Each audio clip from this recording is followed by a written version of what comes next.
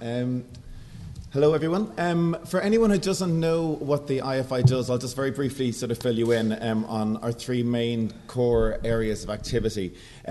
Basically, we've got three things: exhibit, preserve, and educate.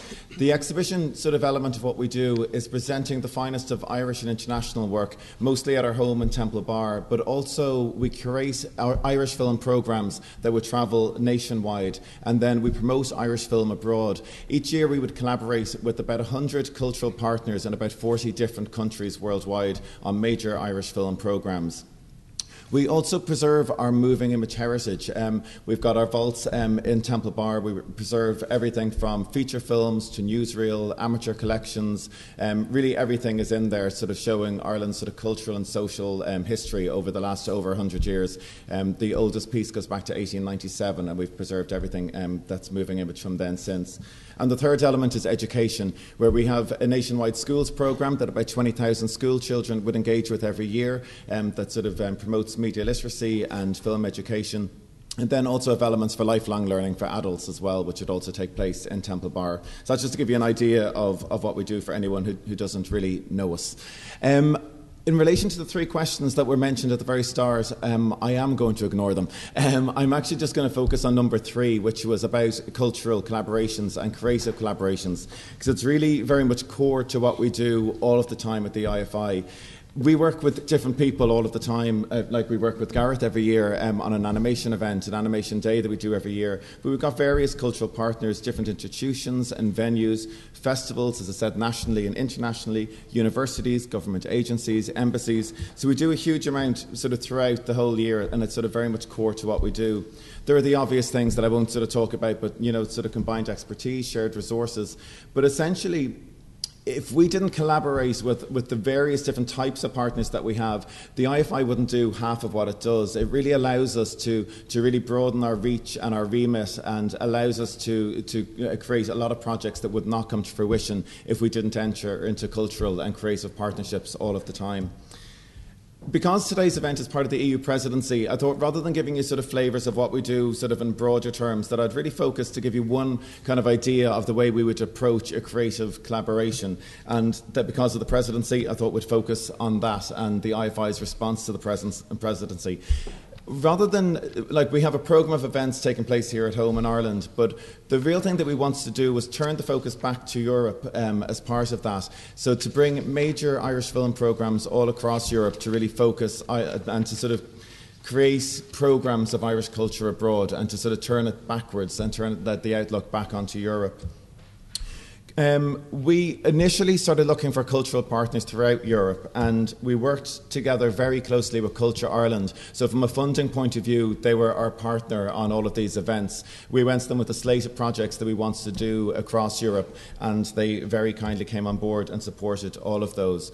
We worked with them on identifying key countries and key cities that they wanted to promote and that we wanted to promote Irish cultural programmes in. And I'll just give you a bit of a flavour again to give you the sense of the kind of partnerships that we would do. In Belgium alone, we had a Jim Sheridan retrospective at Beaux-Arts, which is the Fine Arts Museum in Brussels. And Jim attended that and had a major, lots of Q&As around all of his films. Jim also curated a carte blanche of films that inspired his own filmmaking, where he twinned up films like Raging Bull that he used a lot when he was making The Boxer. So again, a whole programme. And our cultural partner of that was the Cinematheque, which would sort of be our equivalent in Brussels, like also sort of an archive and a cinema as well. We also had a Neil Jordan retrospective with a third partner, the Fantastic Film Festival. We had an Irish documentary programme out at Leuven and a shorts programme at the Brussels Short Film Festival. So 5 different cultural partners on that alone. London, we did a programme of 3 silent films, both archival and contemporary, which all had musical accompaniment, and we presented all of those at the Barbican. And now the next thing we're about to do is embark on a tour of another silent film of Willie Riley and his Colleen Bawn, and we've got 3 different cultural partners in 3 different European cities, and touring that with the Cine Theatre Ensemble, which is an ensemble of 11 different musicians. Just to give you again a flavour of a bit more detail on say, one of those kind of partnerships. Again, with using both Culture Ireland and Flagey, which is the old radio centre in Brussels, we wanted to do a major cine concert.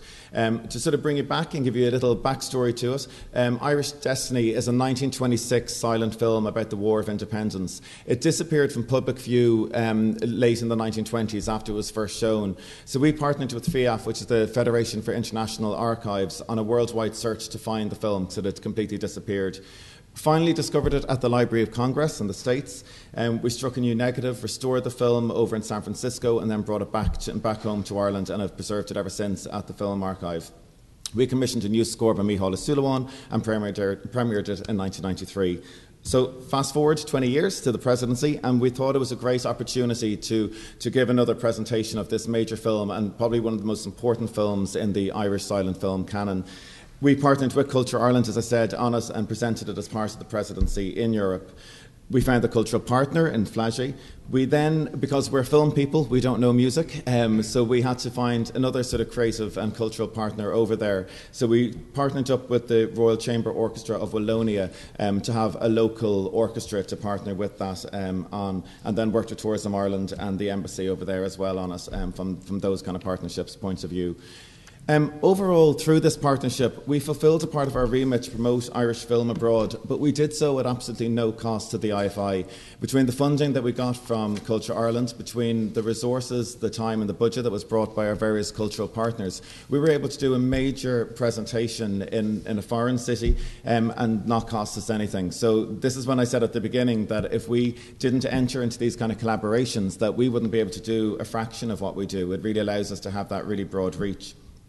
It allowed us to exchange in a genuine cultural collaboration and exchange between Ireland and Belgium, in that we had an Irish composer and pianist, an Irish conductor, alongside a Belgian orchestra. We've developed major links with 3 cultural organisations in particular, being Beaux-Arts, the Cinematheque and Flagey, that we will definitely work with again, so it's given us great potential for the future.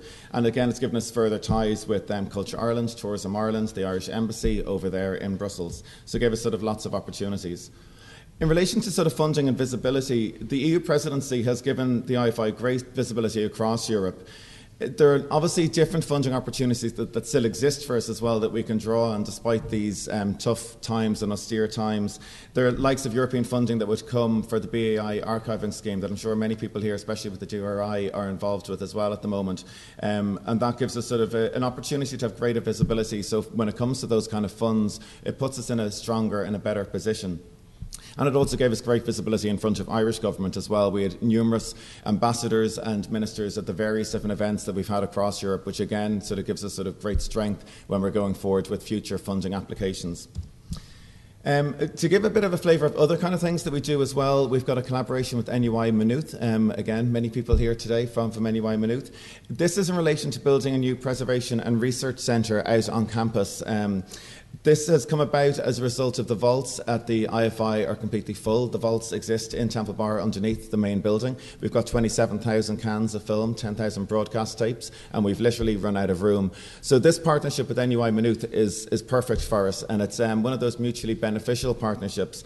For us, it gives us the space, it gives us our new vaults, it allows us to take in more collections. Obviously, as each feature film is made, we have to take it in, so we need more space. So it's given us that fantastic opportunity. But it's also leading to a research and education partnership between our 2 organisations as well, with academic and student research to the archive collections, which makes them more alive and helps us, again, fulfil our remit and gives obviously something very tangible to NUI Maynooth as well. So as I say, a very much a mutually beneficial partnership. And then to go back to that final question, the potential for the future and more collaborations, I think sort of there's an unlimited, it's how long is a piece of string, and as long as we can keep on doing these things and have creative partnerships, it allows us, the only thing it really takes from us is time and the sort of the human resources side of things, and that's really the only limitation then for us, is both on the funding side and what we can take on as an organisation without sort of stretching ourselves too thin. So that's sort of a very quick overview of our types of creative collaborations. Thank you.